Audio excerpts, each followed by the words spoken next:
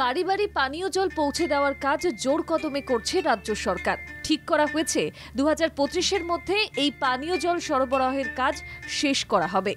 সেই মতো কাজ চলছে আলাদা তৎপরতার সঙ্গে। 2020 জুলাই মাসে জলস্বপ্ন প্রকল্পের সূচনা করেন মুখ্যমন্ত্রী মমতা বন্দ্যোপাধ্যায়। এই প্রকল্পের মাধ্যমে এখনো পর্যন্ত এই প্রকল্পে 75% গ্রামবাসী পানীয় জল পেয়ে গিয়েছেন। বাকি মানুষদের কাছে এই পানীয় জল সরবরাহের কাজও দ্রুততার সঙ্গে চলছে। জল পৌঁছে দেওয়ার জন্য সরকারি ইঞ্জিনিয়ারদের এই কাজে লাগানো হচ্ছে। কেএমডি এর 8 জন ইঞ্জিনিয়ারকে বদলি করা হলো জনস্বাস্থ্য কারিগরি দপ্তরে।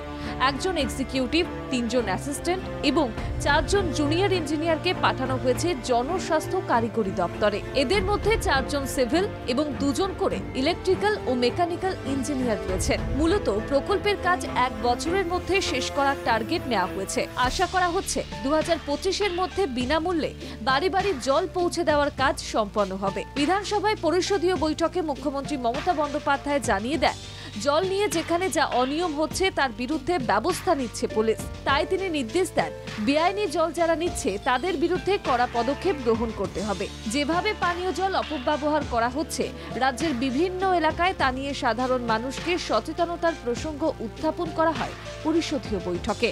মুখ্যমন্ত্রী মমতা বন্দ্যোপাধ্যায় পরিষদীয় বৈঠকে দলের বিধায়কদের এই নিয়ে আরও সচেতন এবং সতর্ক হতে নির্দেশ দিয়েছেন। যেখানে যা অনিয়ম ঘটছে তা নিয়ে আইনগতভাবে কড়া পদক্ষেপ নিতে হবে সেই নির্দেশ দিয়েছেন। জলের পাইপলাইন থেকে জল চুরি করে চাষের কাজে বা মাছ চাষের কাজে ব্যবহার করা চলবে না। পানীয় জল আলাদা লাইন করে অন্যত্র নিয়ে গিয়ে ট্যাঙ্কিতে ভরার মতো বেআইনি কাজ বন্ধ করার উপর বিশেষ নজরদারি চালাতে নির্দেশ দিয়েছেন মুখ্যমন্ত্রী। যেভাবে নিয়ম ভেঙে পানীয় জলের অপব্যবহার চলছে রাজ্যের বিভিন্ন জেলায়, তা নিয়ে ক্ষুব্ধ রাজ্যের প্রশাসনিক প্রধান। কঠোর পদক্ষেপ এবং নজরদারির মধ্যে দিয়ে তা বন্ধ করতে নির্দেশ দিয়েছেন তিনি। ইতিমধ্যেই রাজ্যের বিভিন্ন জেলায় এই নিয়ে প্রশাসনিক কর্তারা তৎপরতা শুরু করেছেন। যেভাবে পানীয় জল অপচয়, বেআইনি ব্যবহার রাজ্যে বেড়েছে, তা বন্ধ করার উপর সবচেয়ে বেশি জোর দিচ্ছেন মুখ্যমন্ত্রী মমতা বন্দ্যোপাধ্যায়। এই পানীয় জল পৌঁছে দেওয়ার কাজ যুদ্ধকালীন ভিত্তিতে করা হচ্ছে, যাতে কোনো মানুষ পানীয় জল থেকে বঞ্চিত না হয়, সেই জন্য জোরদার কাজ চলছে। ব্যুরো রিপোর্ট, বাংলা জাগো।